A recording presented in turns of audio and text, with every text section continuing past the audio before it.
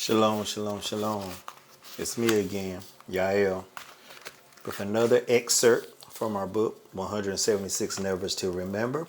This time, I want to read some more from the 21 Nevers women must remember regarding relationships. That is part 3 of the book. So let us begin. 151. Never pursue a man. Instead, allow him to pursue you. Being found by the right man is based on your virtue. 152. Never assume he is godly just because he believes in Yahuwah. Saying the right things does not mean that he lives the right way. 153. Never believe every door opener and chair puller is a gentleman. A pretender can only pretend for so long, and a man that wears a mask will eventually have to take it off. Therefore, watch and wait. 154. Never lay in bed with a man that is not your husband. When you're single, the bed is for sleeping, but when you're married, the bed is a place of intimacy. 155. Never be led by a man that has no vision. Never settle for a man that does not have his sight on Yahuwah and making you happy. 156. Never let his muscles decide your future. Big muscles do not mean that he has a big heart, that he has a plan in place to impact your life for the good. 157. Never let a handsome man blow your mind. The physical appearance of a man can turn heads, but never allow it to turn your heart from Yahuwah. 158. Never allow a man's job to be your main reason for dating him. A shrewd man can have a nice job, so don't be fooled by it. A nice job does not mean he is a nice man. 159. Never accept a date with a man that cannot accept a date to meet your parents, children, and your God. A real man is willing to sit down with those that are important to you and have helped to define who you are. 160.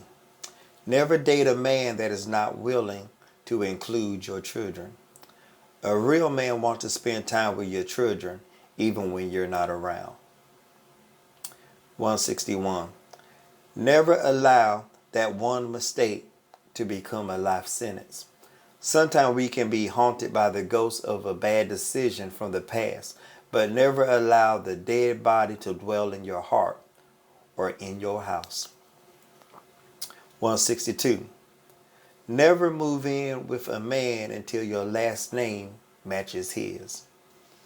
Commentary not needed. 163. Never think he can change your life if he can't help change diapers. If he is willing to share his name, a bed, and make some children, then sharing the responsibilities of parenting is included. 164. Never say I do to a man that only says I can't. A great relationship is not based on someone always getting their way. It must consist of moments of compromise. 165. Never overlook a good man because he did a bad thing. He was labeled a criminal, a failure, a liar, and an all-around loser. Those were his ways many years ago, but he has since changed. Don't allow his past to keep you from embracing who he is now. Never let a bad man into your home because he did a good thing. He helped you in your time of need, but he is known for his bad behavior.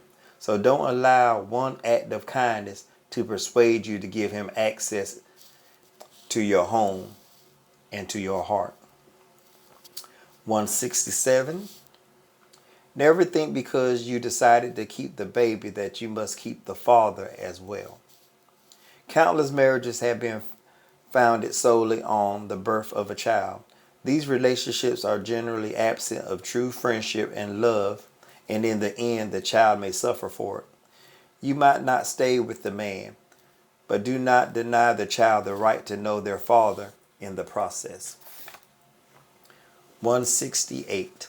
Never accept a proposal without a ring present. A real man that is serious about you will have the ring on hand. 169. Never feel incomplete because you have no man in your life. A woman does not need a man to be complete.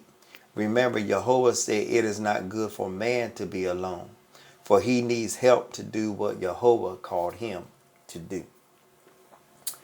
Never allow a man to name you if you are not a part of him. Adam was qualified to name Eve because she was literally a part of him. Therefore, a woman walks beside the man where the rib is, not behind him. 171. Never allow your desire for a mate to be equal with your desire for Jehovah. Anytime your longing for a man is equal or greater than your desire for Jehovah, you now have a jealous God in your rearview mirror. And that was the nevers regarding women. That was 21 nevers for women regarding relationships. If you desire to order this book, just look at the link below. We will add it later. It might not be there now, but we will be adding our information on how you can obtain this book. As I said before, it is on CreateSpace and also on Amazon. And you can also contact yours truly. You can inbox me on Facebook, or you can email me. So thank you for listening. I hope you enjoyed what you heard. I hope it caused you to pause. I hope it caused you to think about some things. So till next time, Shalom.